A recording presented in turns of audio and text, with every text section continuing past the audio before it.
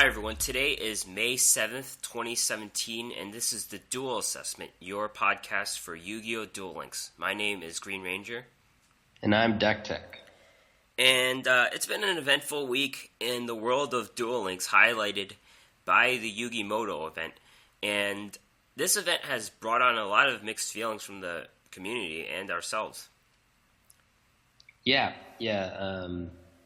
I've been, in terms of like what I've been up to this week, it's mostly been the Yugi event, of course, and I've been going pretty hard at it, and I have gotten exactly zero of the super rares or ultra rares that he allegedly drops this time. That sucks. Yeah. I'm definitely feeling it. I can't complain too much. I've gotten one of each of the SRs and URs, excluding the Toy Magician. So, I haven't gotten Gandora, but I've gotten Valkyrian. Valkyrian was the first card I got, and that's the UR Magnet Warrior. Then I got a Magician's Blast. I got a Union Attack, and then finally I got Gamma, the Magnet Warrior. So I guess I can't complain too much, but you kind of need more Magnet Warriors to make the deck, but we'll talk about that later. Any interesting PvP games this week? I've been trying out the deck that we will ultimately be talking about as our, deck of the week, and it has led to some interesting games. I got a one-turn kill, which is kind of cool. I'll tell you guys about it later. That's awesome. Like first turn kill, not just all in one. So you got the quick victory duel assessment. Yes. Yeah, that's good. I played the Asmodean Burn deck. I kind of played that in the beginning of the week, and then I stopped altogether. But I had a couple of very interesting games myself where, this deck takes you pretty much to the end if you are able to add up your life and control the board the whole time. And yeah, I had games where Blast held by a Tribute just won me the game, or I was able to burn people down with my last card because Odeon uses the ability where you take 200 points off for every trap. So, once I barely won because of that. Someone friended me in my last game. He actually challenged me to a duel last night, which there was like a special notification for a friend duel. It comes in yellow letters. But I was too tired to play him. But yeah, this guy probably thought the deck was pretty cool. I'm probably going to tinker with it some more and probably play it for now. Just because it's still a very interesting deck for me. Yeah. Sounds cool. Cool. Alright, so we're going to move on to the news. There was the Reddit tournament. Again, it's a weekly tournament that he ran last week. And this time they had sideboards. I guess sideboards are interesting. That means they play best of 3 games, I would assume. Like a regular Yu-Gi-Oh! Match, right? If they have to have sideboard, yeah. Yeah, it looked like it. Or, yeah, that's what they were talking about. Best of 3s. And this week, a Weevil Burn deck was first place. And this deck list, it's called Impending Doom. It's by Laz Maze. And it has, Big Shield Gardna, Karibo, Cocoon, Yaku Geyer, Panda. This new monster, which attacks directly. It's a wind monster. I can't see what it's called. Sky Star Ray. I looked it up. Sky Star Ray. Yeah, all one word. Oh, it is? Yeah, it's kind of weird. It looks like a ray, but yeah. Burning Lands, Mask of Restrict. No, Mask of, I don't know what it's called. the one that gets on the monster. Accursed, I think. Mask of the Accursed. And Jade Insect Whistle. Do you have anything interesting to say about this deck, or it just looks really cool to you? Well, there's a couple things to note. One is that this deck is very refined, I guess you can call it. It's very tight. It has a lot of 3s and 2s. 3 Big Shield Gardna, which of course are out of the card trader now, so can't do that anymore. And 3 Kuribo, which work very well with it. So the idea, of course, is that your opponent will attack into your Gardna, not knowing what it is, or expecting to flip it to attack, and then for the second attack, you can stop it with the Kuriboh. And since you have the 3 masks, you're unlikely to get too many attackers, so you can do that trick once or twice, and it'll keep working. And each time, they're probably going to take, almost 1,000 damage or something like that. And then you've got your Jade Whistles and your Burning Lands, which, again, there are 3 Burning Lands and 3 of the masks. So this one's a little bit quicker for burning you out, as well as very good for doing those combat tricks. So it cuts a lot of the tech, I guess, which he's put more of in the sideboard. And then the other thing that's exciting, or maybe not exciting, but at least interesting, is that Ray card, the new one. It is essentially, it's very similar to the Inabo White Rabbit that burn decks and other decks have used on and off every once in a while. But it has 100 less attack, and instead of it returning to your hand because it's not a spirit monster, it kind of, forget the exact text, but it exiles itself for a turn, or banishes itself, or whatever the term is called in this game, and it comes back the next turn. So it is like the White Rabbit, except you don't have to use your summon on it, and I'm not sure if that makes it a little bit better or worse, because we only have 3 monster slots, so I don't know if we really need to save the summon that frequently. It's not like he's going to be saving it for tributes or anything in this build. He's essentially just playing a few guys in defense position, and every once in a while dropping the Panda to attack through parasites.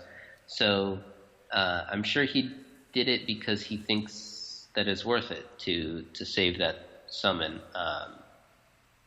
I'm not entirely sold that it is, though. So yeah, he got first place, though, so good for him, and it clearly worked for him. The interesting thing about the sideboard is that it allowed him to make such a consistent deck, because if you look at the sideboard, it has a bunch of cards that people just run in their decks, like Possessed Dark Soul, Enemy Controller, Blast Held for a Tribute, and Wild Tornado. So I guess that the sideboard factor was big in making this type of deck.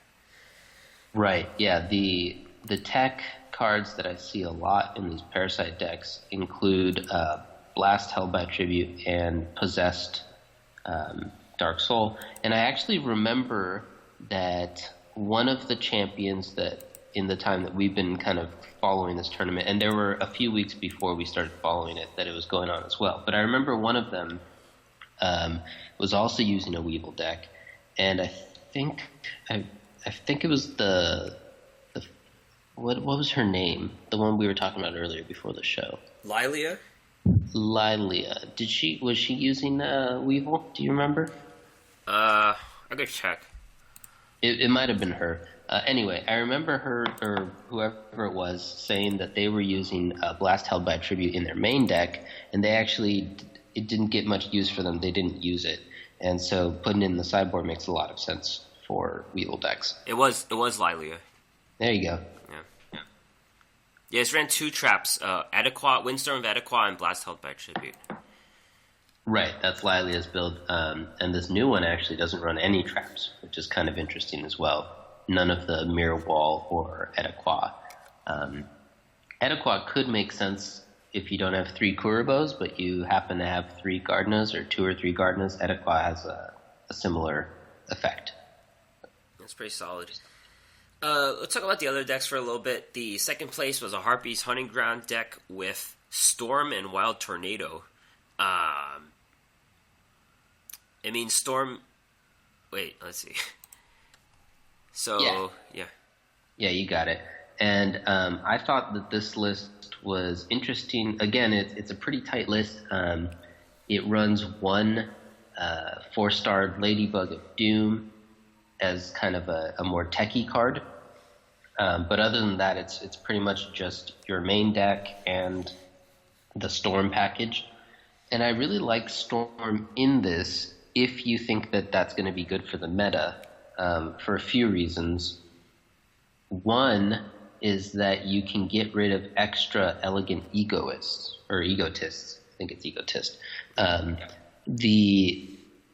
When you run two egotists, the idea is that you want to get out the sisters, which is a really good tempo play if you can get it from your deck. Not as good if you have to get it from your hand, but still okay. And then the second one is just so that you have a better chance. You can draw the egotist before you draw the sisters, but also every once in a while you're going to get your second heartbeat. You know, you can, after you've gotten the sisters, you can just get a normal heartbeat if there's one still left in your deck. But there's not always one still left in your deck because you can only run 3 harpies. You've got the 2 Birdmans. You might draw one just naturally or whatever. And so every once in a while, the egotists are going to just be dead cards. And so using them through Storm or, you know, some other method of any of the cards that make you discard something, like Wonder Balloons or Rising Heat or Divine Wrath, I think. Those are all good options if they work within the game plan. And I think Storm works pretty well within the game plan, whereas those other ones kind of don't, at least in the current meta. And so Storm is really good for using the cards that might otherwise be dead. It's also good. You get to run the 2 Wild Tornadoes, which is nice for the mirror matches, and just good synergy with the Harpy's Hunting Ground, because you can drop your Harpy, kill your own Tornado, and use your Harpy instead of for killing back row for essentially like just hard removal. So I really like that list as well.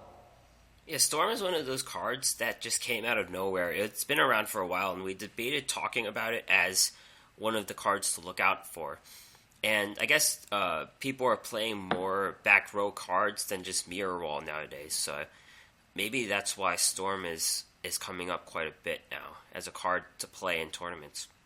Yeah, I guess I would say there's a few things that have kind of tied to it. One of them is that there's more relinquished now, and that means that you're going to need more relinquished and more relinquished counterplay.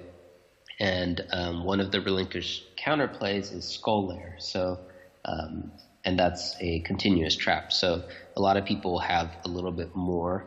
And then your second top deck is Harpies, which again you want to use removal to get rid of the Harpies Hunting Ground, and to get rid of maybe some of their other tricks if they happen to have some in the back row.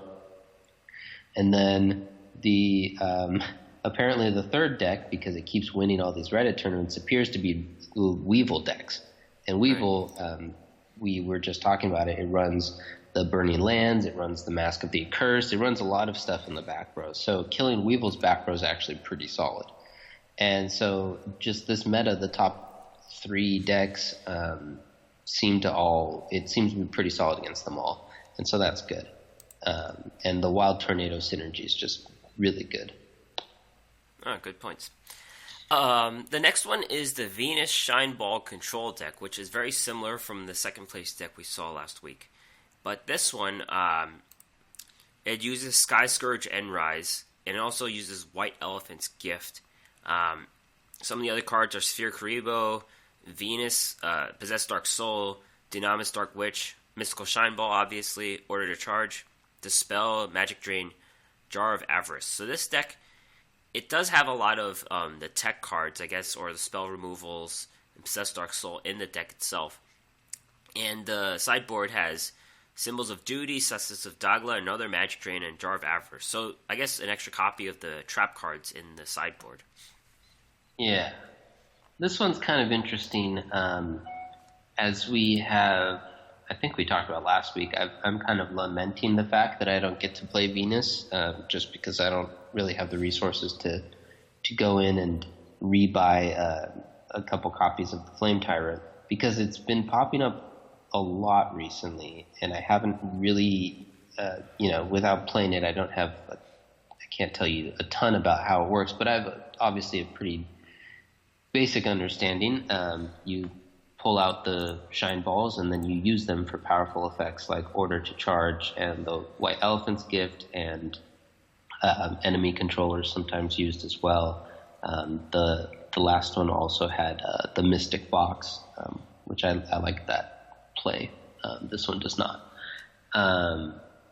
The thing that I did notice that kind of stood out to me, because all the rest of these cards are either within the range of normal for Venus decks. I've seen a few builds. They tend to run a lot of these cards, except that he's going for kind of like a little bit of a combo feel with the Jar of Avarice and the White Elephant's Gift, kind of pulling a little bit from the one-turn kill version that uses Man Throw, and I forget what the full name is, but it's something like Man Throw. And that version runs that card, which allows you to sacrifice a normal monster to deal 800 damage to your opponent's face. And so you play Venus, play Man Throw, and summon a Shine Ball, throw it, summon a Shine Ball, throw it, summon a Shine Ball, throw it, and then you use something to put them all back into your deck, and then you summon 2 more and throw them as well. So there's your 4,000 damage without even needing to attack or, anything. So this version has obviously not the Man Throw, but it has a lot of the same idea where you can kind of recycle the value with the jar and get back your 3 Shine Balls so that you can resummon them, and maybe get back an Order to Charge and an Elephant's Gift or 2. So I kind of like that move. Seems strong, and like I said, I would like to play it if I could. We have to open up some Man Throws. Well, I think I have the Man Throw. The problem is the Venus. The Venus is the super rare. Right. All right, and then the 4th place deck is a dinosaur deck, which is very run-of-the-mill, except it runs Wild Tornado. It pretty much has the same cards you would expect. It has, 3 enemy controllers and 3 Orders to Charge, so it's not, the cheapest deck, but it's pretty standard and shows that dinosaurs are still around, I guess. Yeah, it's we were talking about it for a hot second before the show, and it just kind of shows that they're still powerful, and this deck still has at least some kick to it, even though there's a lot more spell removal going around than when it used to dominate the meta in the early days of this game. You've still got some powerful effects, and you can run this deck that he essentially could have been running just from the very get-go of this game and just kind of tweak it with every new set, because there's really only 2 cards that have been added since, 3 if you count Mirror Wall. But when we started playing, Mirror Wall was already out. So it's been the same deck for a few months now. He's been playing it, and hopefully it's because he likes it, not because it's the only deck he has or something, but that's cool. All right. And then there's an announcement that there will be no tournament this weekend. They're off because of a bug in which some players, for whatever reason, can't play against each other in friend or dual room games. Apparently, the newest patch was apparently intended to help this, but it didn't work out. So the technology isn't there, I guess. And they need people to help volunteer. So if you're interested in running a tournament as a mod, you could check out the site. Oh, my website just crashed. If you want to help out, you can check out the Reddit site and check that out. Yeah, they're kind of taking applications now on that Reddit post. So the post that is going to be in the show notes will have both the results and deck lists with the results, as well as the application process. I thought I went offline for a second, but I didn't. So. Oh, okay. We're still here, guys. Yeah. So check out Reddit, Duel Links Reddit, and there'll probably be a top post about asking for help. The next another thing is that there's going to be another tournament going on in place of the Reddit tournament, and that's the Games Plus Gamers 2-day tournament in conjunction with Game A, which is the popular site we use for a lot of our news and deck lists. It's $100 US pool overall, and it's an open tournament with free entry and $100 in prizes, and they'll have people casting the games, which is pretty cool, and it'll be live streamed. It's a 2-day event from May 13th and May 14th, so Saturday and Sunday of this weekend and next weekend, and it's right now on Battlefy, which is the site where it's hosted. You have to make a Battlefy account to sign up. There's apparently 330 players registered for this tournament. Yeah, so that's pretty cool. It seems to be a really big event that they're putting on. I'm not 100% sure how they plan to do the streaming and the shoutcasting and stuff, so hopefully that all works out. Maybe I'll be able to catch some of the games. I doubt I can commit a whole weekend. Well, I know I can't commit a whole weekend to actually playing in it, but it'd be really cool to see if we can make a tournament of this size and scope work out. It'd be nice to see for the community. So I like that. Plus, it's really cool if you have the ability to play on the weekend, and if that's what you wanted to do anyway, maybe. Then this event, it's free to enter, and you could end up winning some money. So that's kind of cool. Yeah, this is a kind of an aside, but I've been playing some Hearthstone tournaments recently on Battlefy, and I didn't even know these things existed, honestly. Like, you hear professional players playing open cups, but you're the one who's actually competing, like everyday people like yourself, as fodder for them to move on, or you could even get a surprise win against these people. So you could make an account on Battlefy and sign up just for tournaments for any game, and now Duel Links is joining the fray, I guess, in Battlefy, so it's pretty cool.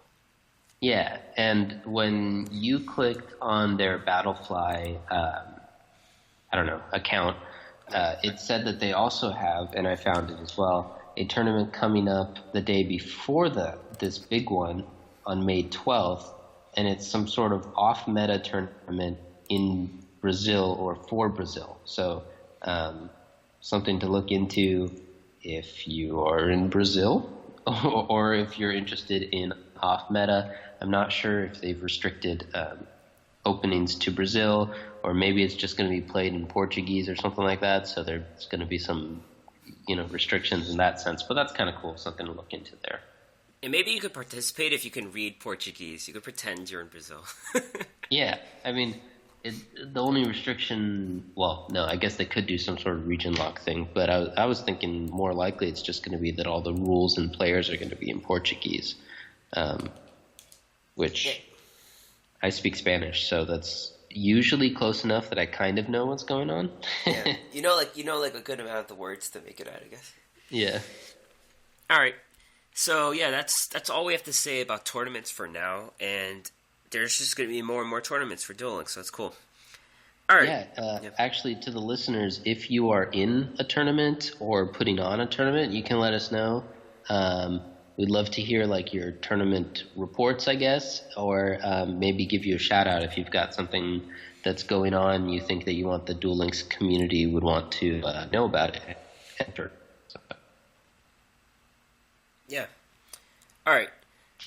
The next news item is the official Duel Links Livestream, and this happened this happened last Monday, and I actually watched the whole thing on Twitch. And just to know, it wasn't publicized well. People are speculating about who the new Duelist is, and I already know the answer just because I watched it and they didn't know about the live stream, and I was sending out the links on Discord.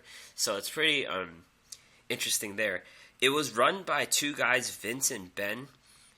Ben is the guy who controls the social media and branding for Duel Links. So he's the guy who runs the Konami Twitter probably, or some other things.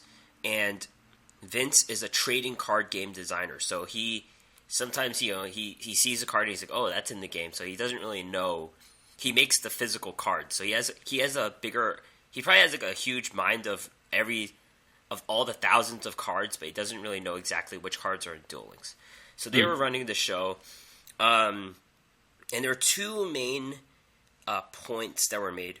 The first one is that the Duelist coming out next week, who is the Duelist they say going all out, is Merrick. This wasn't explicitly stated, but Ben showed us a picture of Odeon, and he said this guy is involved with the next Duelist, and Merrick is the only person who Odeon associates with. So Merrick is coming out confirmed. And then the second one is that there's no news of any forbidden or limited lists. So, in the trading card game, some cards are banned and some cards you only allow one of, but both of the guys on the live stream did not hear of any news. It's possible it's not kept, the devs for Duel Links didn't tell them, but chances are there's no idea or rumor of such a list coming out for the game. Because people are talking about how some cards are just ubiquitous, like Sphere Karibo. So what do you think about that? I don't think that we need a banned forbidden or limited list at this point yet. It's funny because earlier in the game when we had, kind of just started with it, almost everyone was running either Rex or Mako.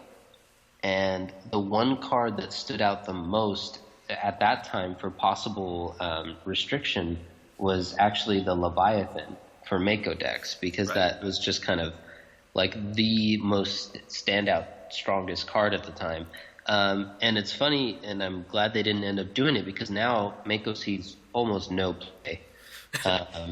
And Rex has taken a backseat as well. But he still sees some play, obviously, as we saw. We were just talking about getting fourth in the tournament and stuff. So it's funny how they can shift things pretty well just by adding new cards. If there's a problem, I definitely understand newer players or just players who don't have as much time or money to put into it, who are complaining about these really strong cards, especially the ones in the earlier sets that are no longer available. So I totally get the feeling bad about Bo. I always feel bad that I don't have Order to Charge. That was another reason why I haven't been trying to buy up those Venuses, because without Order to Charge, the deck doesn't really make sense. So I'm hoping that they bring those cards back at some point and give players who missed them an opportunity to get them either through the trader or through that new feature that we were kind of talking, there were hints about last week, or just bringing the packs back. But I don't think that some players have it and other players don't is a good reason to ban or limit a card. Even if the card's really powerful and kind of helping to shape the meta. The one standout super powerful card now, in my mind, is Relinquished, but that's not really dominating the meta. It's kind of just one piece of the higher end of the meta, I guess, of the tier 1 stuff, and so it doesn't seem like it's a problem to me. It's kind of just part of the meta. It's okay. You want powerful and exciting cards, even though it's a little bit of a bummer to play against. They kind of drive the enthusiasm of the game. If everything was just vanilla, medium-sized monsters, then no one would really want to play. That wouldn't be any fun. So we need those cards in there, and it especially doesn't make sense to get rid of Relinquished now that they've pretty much just given everyone Relinquished.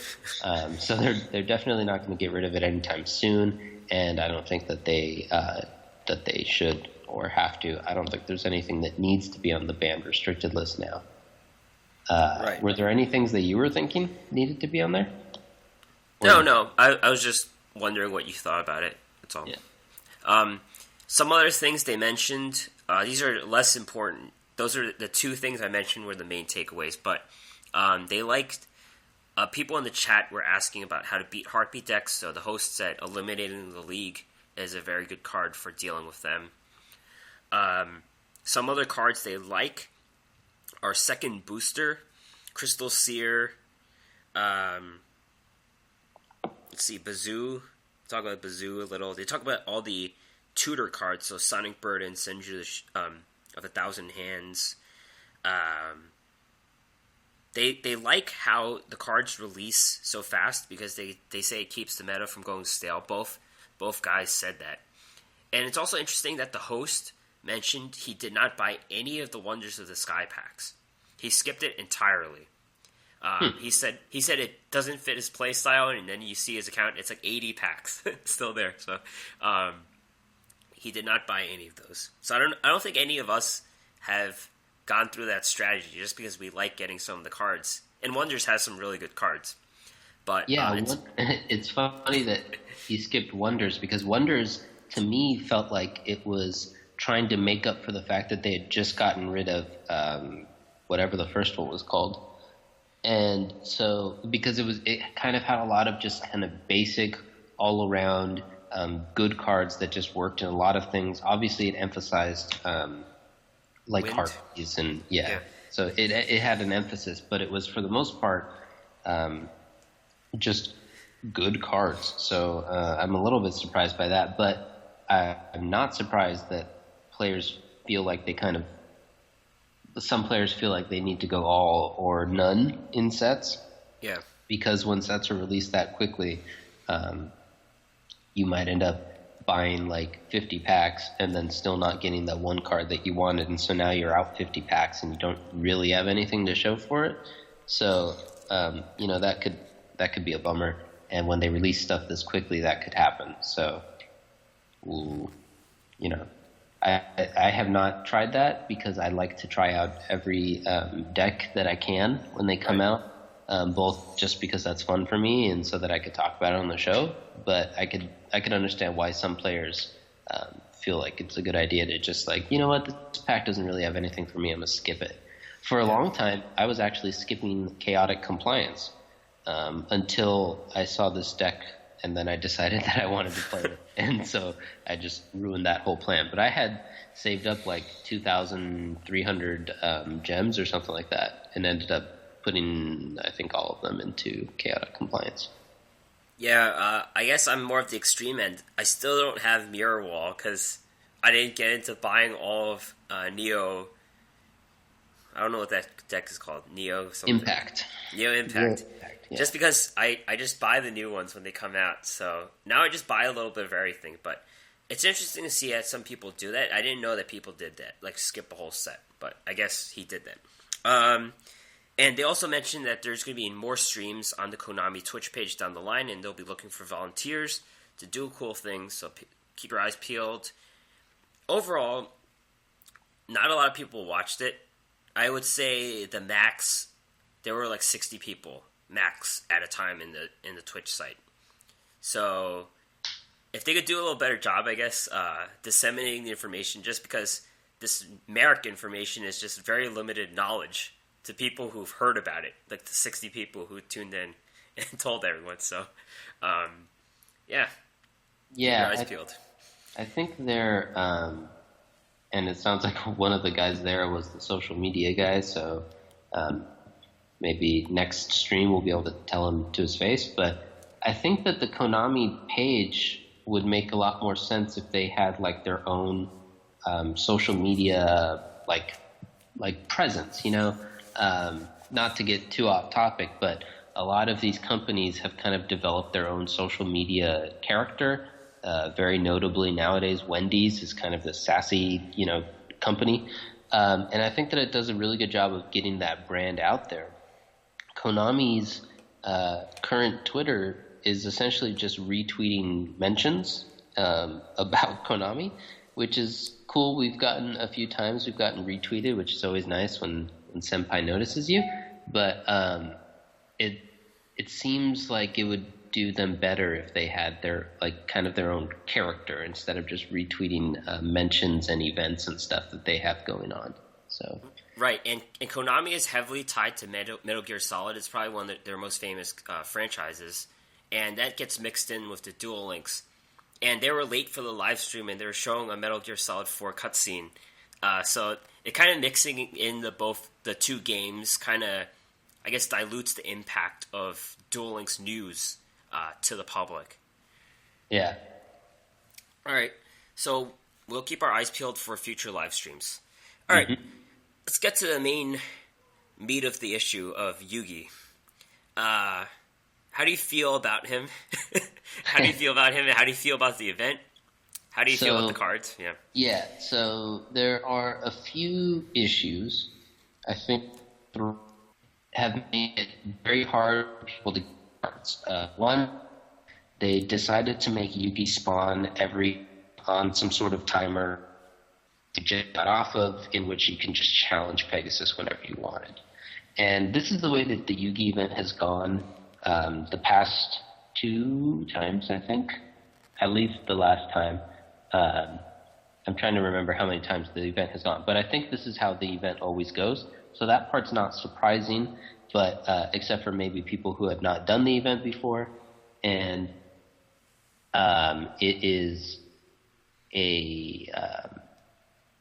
sorry, got a little distracted there.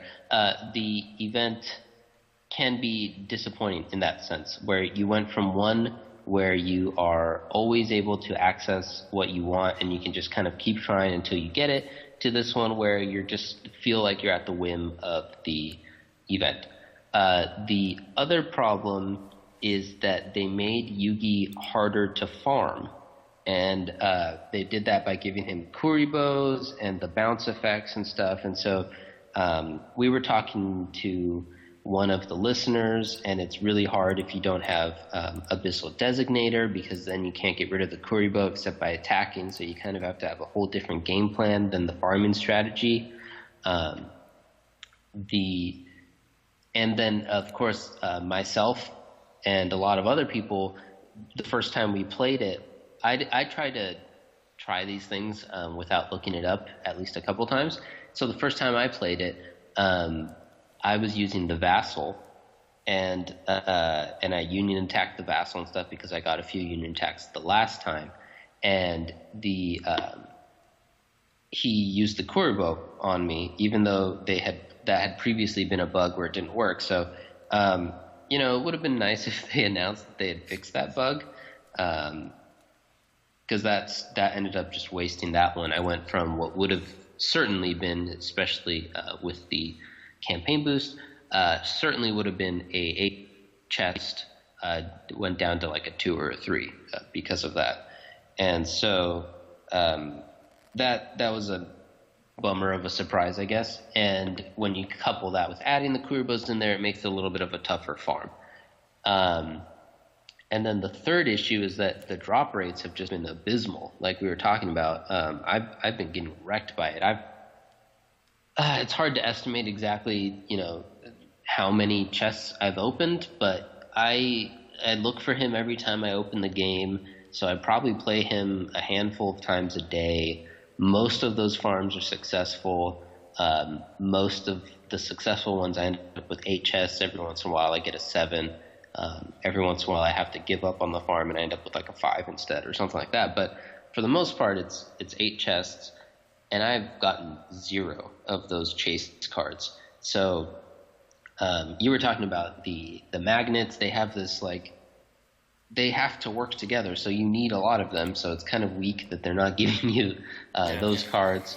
It's kind of weak overall that they're making it so hard to get the cards. The whole point of the event is to get, because otherwise at this point it's essentially just an event where I get a few rare stones, and obviously those are useless. So that part's been really disappointing, and I think all of those factors combined have made it really hard for people to get these cards that they want from the event, and has just left a really bad taste in, if you look at Reddit, you'll see a lot of people's mouths. And it's a bummer, because I think the reason why is because they didn't want people abusing Union Attack, and they didn't quite realize maybe how it messed up the dual assessment system that they had going. And so they gave out too many Union Attacks last time. And they knew that they couldn't take Union Attack out of the formula this time, because they knew people would be really upset if they did that. So instead what they did is they just kind of made it harder to get Union Attack through these other means of limiting it. And I just don't think that that's really cool. And like I said, you can tell us about how the magnets work, but I don't think that was a good alternative either, because that's kind of an all or nothing strategy. So giving out 1 or 2 magnets doesn't really make people feel better either.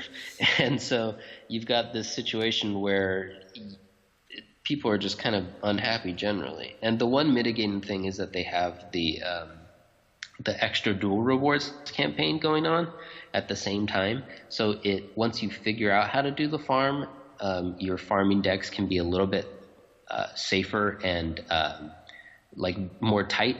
I don't need to do a ritual and a fusion summon, for instance, so I can take out a few cards and I can use those as defensive cards and kind of stall a little bit or draw into my answers. So there is a slight upside, but I just don't think that it makes up for all of those negative points that I just talked about. You want to tell us about how you've been feeling about it and your magnets? Yeah. I guess in general, you don't know which cards have what offering rates.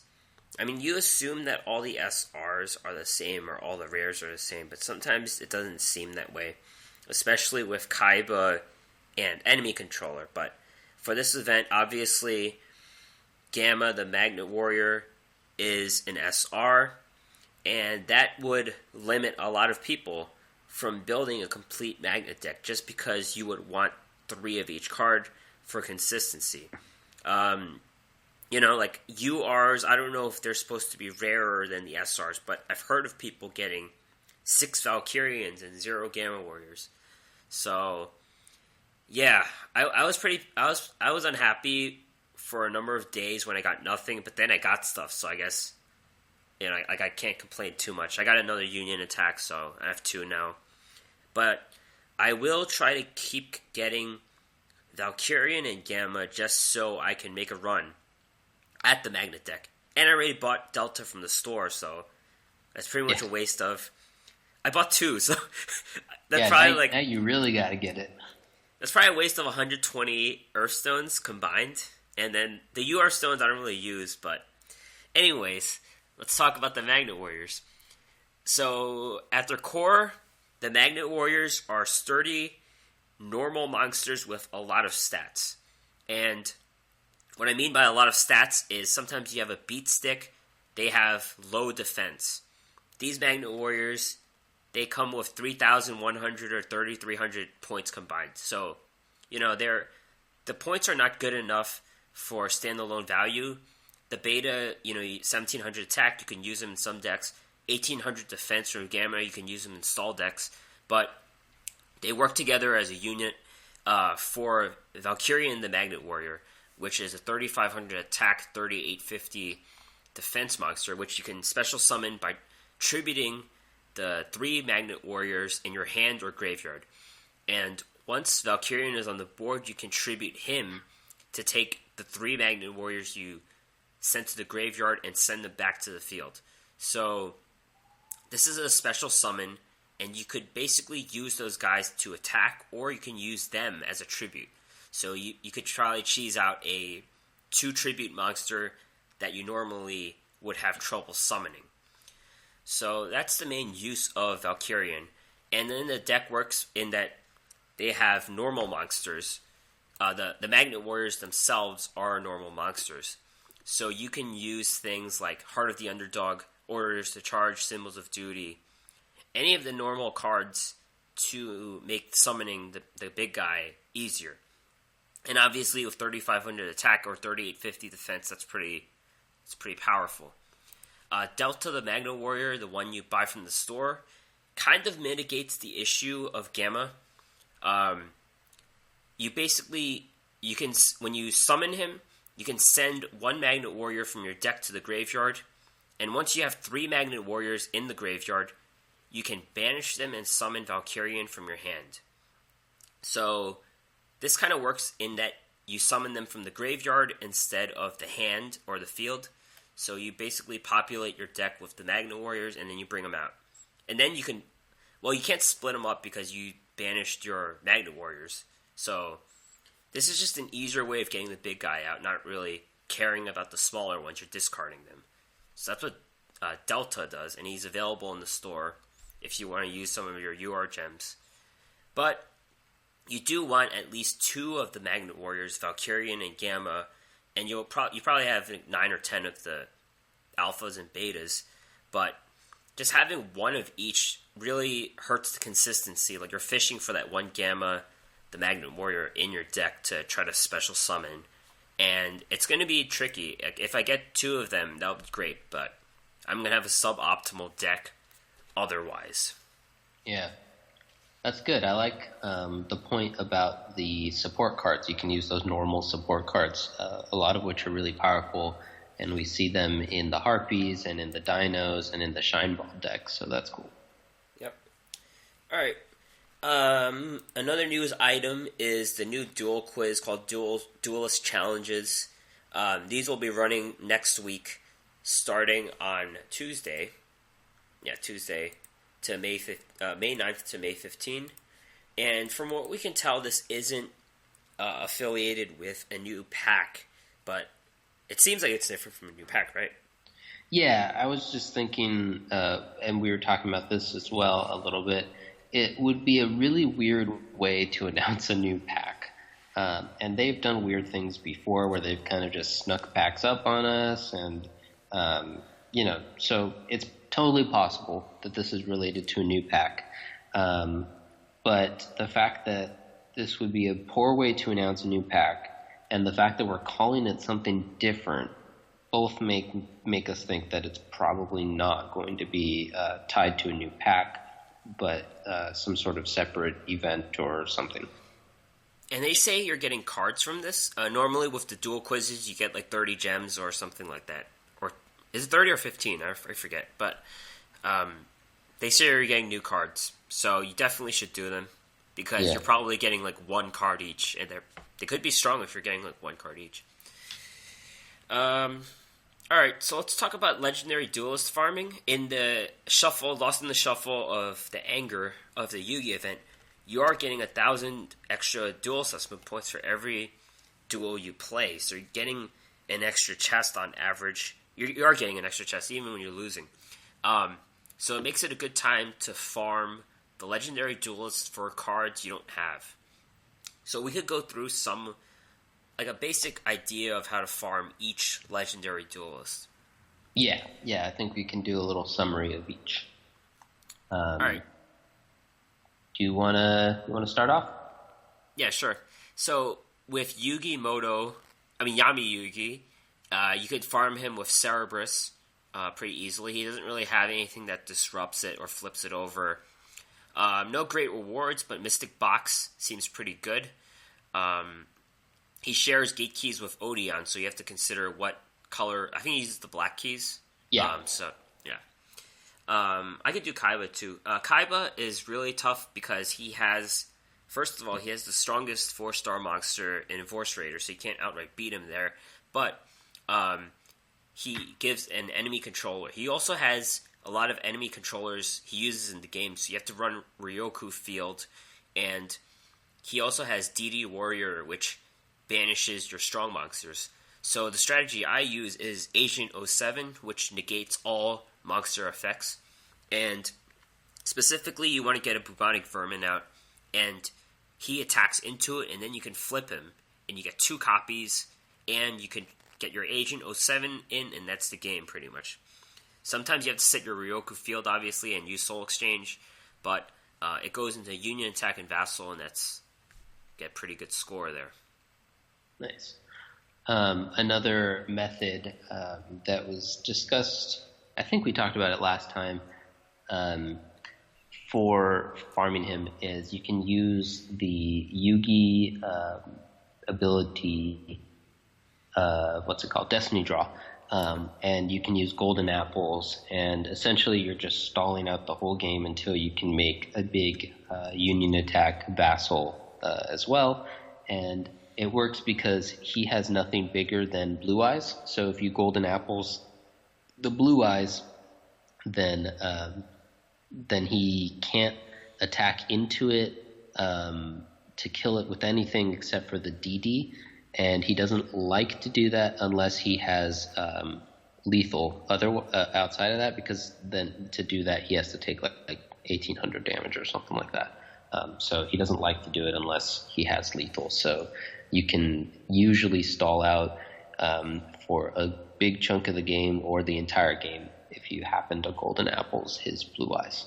And you use day counter blow so that you kill the blue eyes, so it's not a blue eyes attacking into your golden apples. So that's an alternative as well. In terms of the next guys, we've got Joey, who's a little bit tougher to farm, not as tough as Kaiba, but kind of a medium difficulty, because he uses Time Wizard, and so it's hard to predict the results. And of course, when you're farming, what you're trying to do is have like one very specific method where you can control everything and just make sure you get this result. And so the Time Wizard kind of causes problems with that. The solution is to run your service deck with, you target it with the Abyssal Enforcers. Abyssal Designator. Yeah, that's the wrong game. Sorry. And you also use Etabon or Itabon. It's Ikabun, right? Yeah, sure. That card, the trap one, because that kills the Time Wizard when it comes out, and so he doesn't get to use the ability. His rewards are okay. He gives you both of the dice, and he gives you Metamorph, which is solid in beatdown decks, and he gives you Hinotama, which is solid in Taya Burn. It's good enough that it gets play in almost every version of Taya Burn. It's not like super exciting though, so I played Joey just enough to get my third Hinotama for Taya, and then I was done. And the next one is Mai, who is pretty hard to farm as well. Her little Amazoness village causes problems, and the guys get pretty big, and so that tiger's annoying because it forces you to attack a certain way. And I actually haven't even really looked into the best way to farm her, so we could see what Game A says and put something in the notes, but the reason why I haven't really looked into it is because it's not really worth it. There's nothing that she gives out that you really want except for a second normal Harpy Lady, which is a neutral drop, so you get that like your first try probably, or really easily. I happened to get an Amazoness Sage from her just from battling her out in like the Duel World, and I like that card probably more than most people in the community do. But now that we have more spell and trap removal cards, even I don't really use her very much anymore, so there's not really too much of a reason that you would want to farm Mai. So, do you want to go or you want me to keep going? All right. With Taya, you can farm her easily with Cerberus. One of the tricky things she does is she draws a lot of cards, and she runs the Rain of Mercy. It's a trap card where she gains 500 life points for every draw, but she also uses cards from the sky. She gives out Dark Magician Girl, which you do see a lot of play with the various cards that help Dark Magician, like Magician's Circle. And she also has Supremacy Berry and Diane Keto, the Cure Master, which you could use for certain farming decks to keep your health up. So Cerberus, I have farmed Taya myself, and Cerberus works pretty well just because she can't really disrupt you. You just have to make sure your Cerberus can attack. You don't want to wait till your final card just because she can deck out and you would lose all your duel assessment points. So make sure you can get your attack off no matter how high the attack is. I guess you can't. Sometimes you'll have to go for the 5,000 duel assessment instead of the 10,000. Yeah, just to clarify that for a sec, what he means is that she runs the Skull Angel, and one of the ways to make sure that your your Cerberus does damage is you will use a stop defense to flip something up so that you can attack into it, but that activates the flip effect. So if you wait until she has 1 card left or 0 cards, I guess, and you do that, then you accidentally lose. Well, you don't lose. You win because she decks out, but you don't get all of your duel assessment score. Right, yeah. Another guy is Weevil. You can farm him also with Cerberus. I think the strongest card he has is the Grass Chopper at 2300 attack. So the best card you can get from him is the Cocoon of Evolution. He also gives out the Grass Chopper, which we saw as a tech card in the tournament from the Dinosaur deck. You can farm him with pretty easy resources. He shares the keys with Mai, so it's not too difficult to get keys for farming Weevil.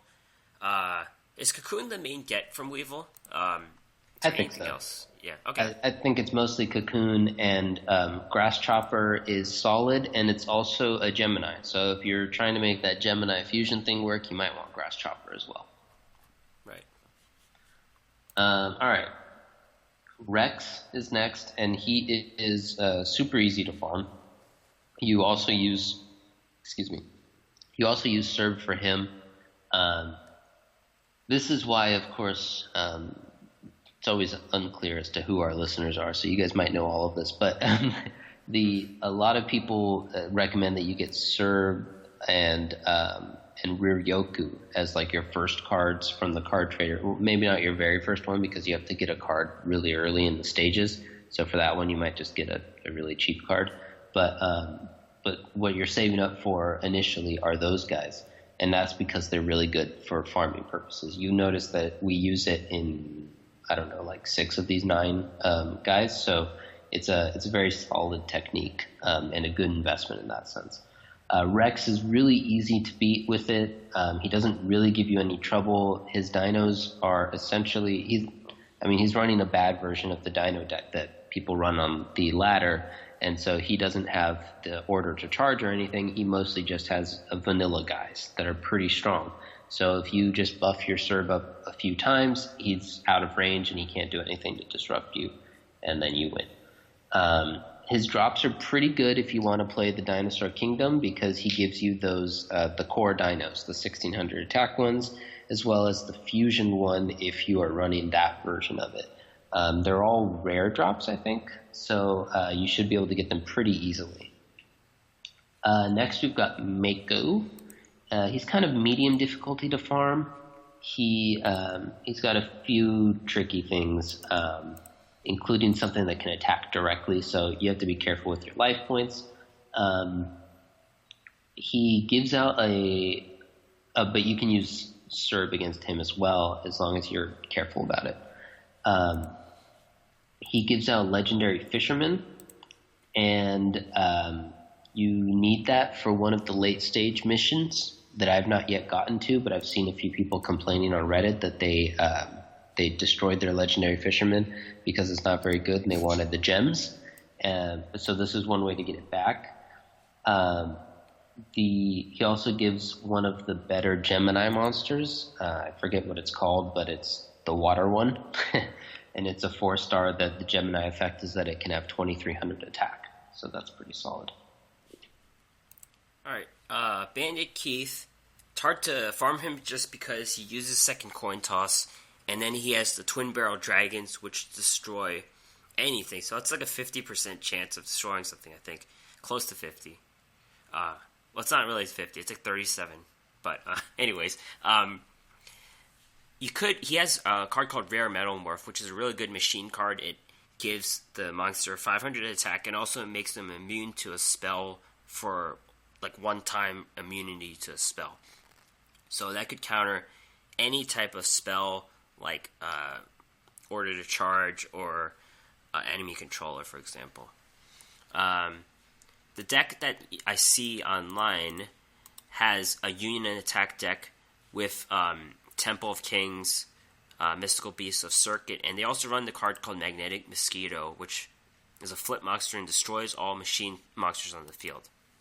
So ultimately, it's a Union Attack Vassal deck that you would run to farm him.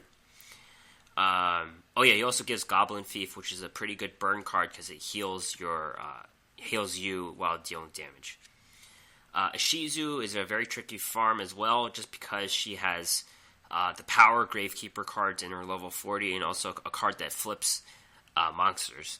So you could use Unhappy Girl to farm her, and also it uses the Union Attack. Now, does it use Union Attack? It uses Mystical Beast as Circuit. Oh, yeah, it uses Vassal as well. And the one online has Array of Revealing Light, which is a field card. I guess you declare spellcasters, and then they can't attack the same turn that they're summoned. So, how would that work with Vassal? I have not used that version, so I don't know if it affects your guys or just hers. Let me take a look at this farm deck and see what's going on with it. Yeah, so we don't really. What would you say is the best? Do you have an idea of how to farm her? Like what type of deck you would use? Yeah, I just used Unhappy Girl with Union Attack, and what you do is you pin down all the guys, and you just use. The reason why that field effect's in there, I think, is because every once in a while she will just summon the really strong Gravekeeper. It's like a Visionary? The one that doesn't die, right? The one that's on the throne, whatever that guy's name. Visionary, right? Yeah. No, because there's one that you can get yourself, which is the I think I was talking Oracle. Yeah, Oracle, and then there's the Visionary that doesn't die. Like, she could discard a card from her hand and to keep it alive. That one gets up to 4,000 attack. Yeah, but the Oracle's the one that's the problem because so what you do is you lock down all her guys, and then she will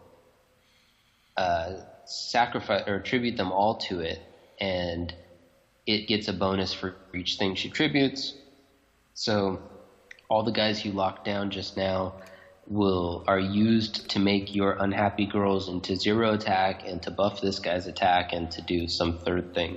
And so that hurts because then she can just directly attack and kill you that way. And so what I did is I just used Unhappy Girl and the various stall cards. So it looks pretty much just like this one here, the first one with the ready for intercepting Curse of Anubis. Yeah. Thank you. With the Mystical Beast Circuit, except I didn't use that. I just used our friend Ku Chulain, and so I used that as my Union Attack material. Okay, gotcha. I think. So yeah, I've been running Mystical Beast of Circuit and Blue Eyes Ultimate Dragon. Okay, yeah. So that's what they're suggesting here. Seems like that works fine. And she gives out all the Gravekeeper's cards, which you want at least 3 of. Well, she doesn't give out the Oracle, but she gives out the Priestess and the Chief, which sometimes you run 2 of those cards. Yeah, I'm mostly done with her, but I'll probably do a few more. I think I have 1 or 2 of the various cards, so I could make a Gravekeeper deck, but maybe not exactly the one that I want to make. So the last person, of course, is Odeon, but before I move on to Odeon, I want to correct or maybe add to Mako. I haven't farmed him in a very long time, and so I just checked, and Game A says to use Unhappy Girl on him as well. And I don't know if that's because Serb somehow doesn't work with him or what, but they have 2 suggestions. They say Unhappy Girl and Dinosaur Kingdom. So, I would go check those out if I were you and planning to hunt for those Gemini. And I apologize. I don't know why they're not recommending Serb, but it does make me a little uneasy as to our recommendation about it. So maybe there's something I'm forgetting about. The last one, back on topic, was Odeon. And Odeon is kind of a medium difficulty. You can just use Serb with him for sure. I just did it this morning. or last night, and he does. The problem with him is that he has the trap, the one that he has a special effect for, or a special animation for. I forget what it's called. Embodiment of Apophis, right? Yeah, Yep. sure. Yeah, that sounds right. So the embodiment causes issues because it can just surprise damage you, and so if you are waiting on your special ability to search out your Serb, which a lot of them do, a lot of the Serbist decks do it that way. You have to take 1800 attack. So he'll attack with the little guy, and he'll set the trap first, and then he'll attack with the little guy, so your ability doesn't trigger. And then at the end of your turn, or at the end of your main phase, he flips up the trap, and then he plays another guy on his turn, so that all of a sudden he's attacking and he can kill you with that. So you have to be a little careful. You run the Windstorms and maybe Curse in the deck. You run some extra enchanted javelins to protect yourself, just so that you have more chances, so that he can't do that to one turn kill you before you can use your ability, and you just have a handful of spells that do nothing. The other thing with him is that one of his guys, multiple of his guys actually, will make you discard cards when they attack directly. So if you're unlucky, then they can just hit that one card that you need in that turn that you give them to attack you, so that you can activate the ability. So you maybe set the most important stuff, but for the most part, most of the time you're not going to get too wrecked. So he's a medium difficulty using a slightly modified Serb deck. He gives out Storm, which we were just talking about. This has seen a lot of play in the current meta. It's a rare, so it should be fairly easy to get. He also gives out Gravekeeper's Recruiter, which is for the Gravekeeper decks. And the reason why I was farming him, because I have 0 of those. He gives out Millennium Scorpion, which I've seen in a few farming decks, but not a ton because most people just use Serb. And Reverse Trap, which is kind of fun for some Reverse Trap shenanigans with like Flash Assassin, Shooting Bow Seal, or Twin Swords Trice stuff.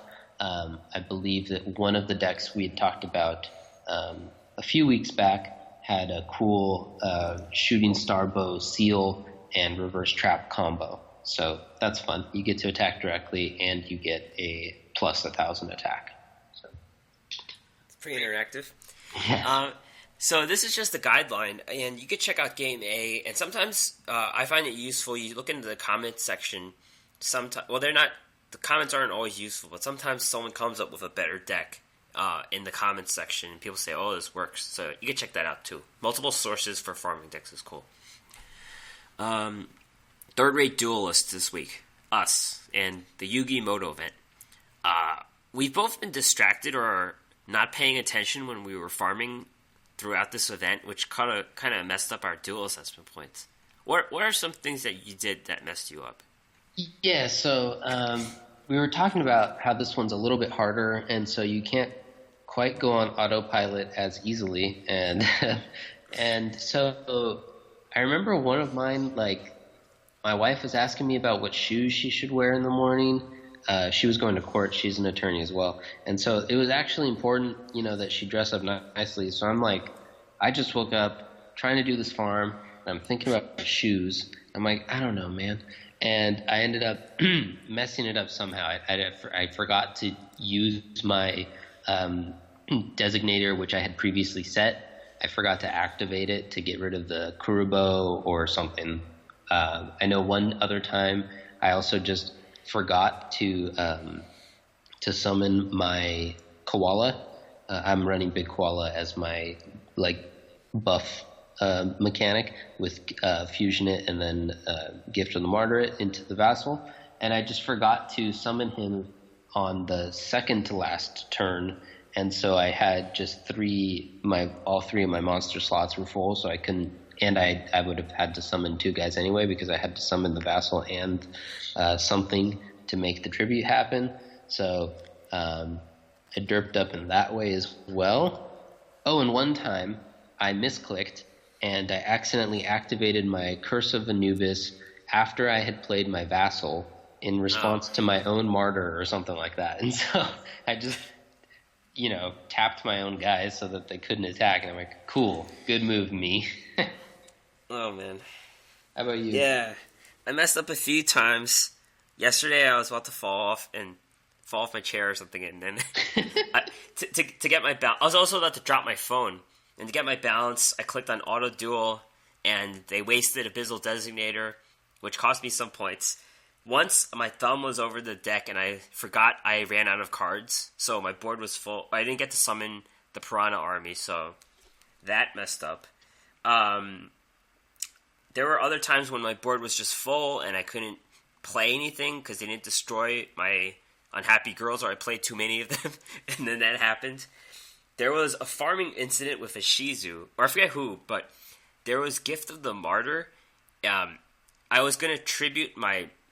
I was running Mystical Beast of Circuit. Yes, this is a Shizu. You would get Blue Eyes Ultimate Dragon, and then you would add the attack to the Vassal. My Mystical Beast of Circuit had 6,000 attack, so I was thinking, this guy has more attack than the Blue Eyes. I'll tribute him to get more attack, even though they're both over 10,000. The tributing the Mystical Beast of Circuit gave it its original 2,500 attack, so I missed out on the 10k assessment point there. So I messed up on the Nishizu farm just because the Gift of the Martyr has tricky language. It only adds the original attack of the monster, not the final attack. Yeah, you got Skamaz there. Skamaz, yep. All right. The last thing we're going to talk about today is a new deck Decktech has been playing involving Swift Gaia, and this deck was publicized online by D. Kayed, who runs the Duel Links meta site. Yeah, and he did a nice video of it, explaining the card choices, showing some gameplay, giving you a little bit of strategy, so you should definitely check that out. We've got it in the show notes. The people at Game A also posted a version of the deck, which we've also put in the show notes. In my opinion, the Game A version kind of seems like a little bit of a budget version, but I'm not entirely sure why, because it's not designated as such, and it's not a budget deck at all, but it's just slightly budget-er than the version in the video. And the Game A one is actually apparently around my budget. So I've bought the set Chaotic Compliance once through, and to buy the deck as it's in the video, I think you need to buy it three times through, really, because he runs 3 Magic Drain. But Magic Drain is not essential to the way the deck works. It's just a good card to defend against certain things that you might face with this deck. So you don't need that 3rd Magic Drain.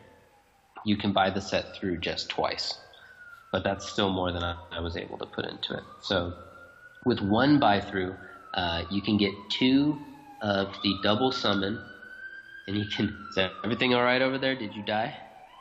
No, I mean, there's just a lot of ambulances out. Like, people are getting hurt. It's like, I don't know what's going on today. Hopefully it's safe. You can get 2 double summon.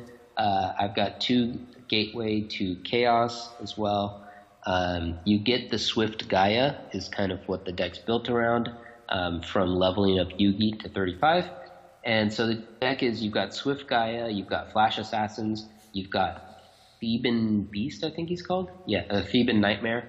And you've got the Chaos is to, Gateway to Chaos is to search out the Swift Gaia, and the double summon is to play a few guys, obviously, to double summon. So what you do is you use the Bandit Keith restart ability so that you can craft yourself the perfect little hand to make it work, and you play the gateway to get Gaia into your hand. You will play double summon maybe. You'll play a Flash Assassin. You will set your other card, whatever it may be. I use Wild Tornadoes in my version because I don't have, like I said, the full deck. And you activate Storm. I'm not sure if I mentioned it, but that's key to this deck as well, to clear out your whole back row, including the gateway, which clears out their whole back row. and maybe one of their guys if you're running Wild Tornado like I am. And then you can use your second summon from the double summon to summon the Swift Gaia as a normal summon, is what his ability is, because you've emptied your whole hand and then cleared the back row with the things you emptied into it. And then you get to attack for like 4,300. The Theban Nightmare is similar. If you use Storm, you get to clear your back row and probably your hand, because most of your deck is spells and traps. And so the Theban Nightmare gets to have 3,000 attack. And again, it's the same idea. You're attacking for like 5,000, 5,300 or something in that range. So it's possible that the deck can get one-turn kills, like I talked about in the intro. I specifically got one that I sent GreenRanger during the week, and I haven't even played a ton of games. I just played like a good few, but not like this guy was taking it. The Duel Links meta guy who made the video. It's part of his Road to King of Games series, so I'm not sure if that means that he was planning to take it all the way up to King of Games or what, but in mine, I had my starting hand was Wild Tornado, Double Summon, Flash Assailant.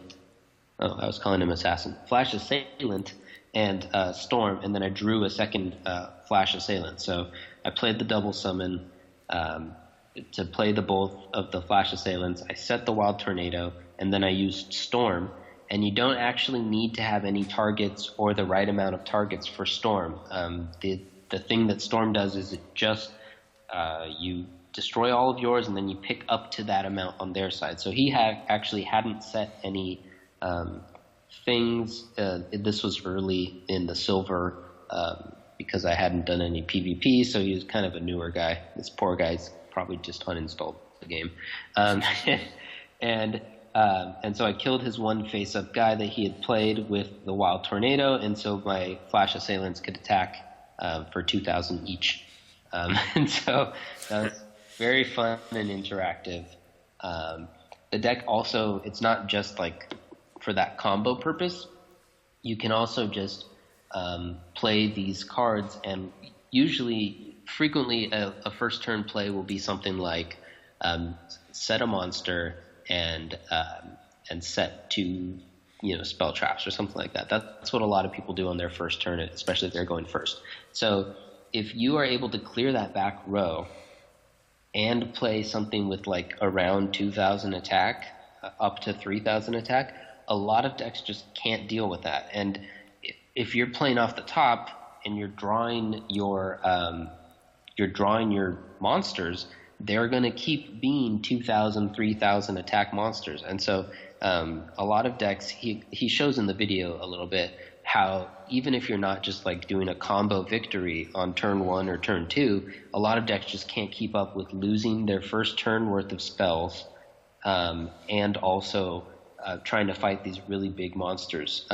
Most decks don't have anything of that size, and a lot of decks just can't deal with it, especially after you've cleared out their first 2 tries with the first 2 spells and traps. So in terms of my success with the deck, it's been a little bit mixed so far.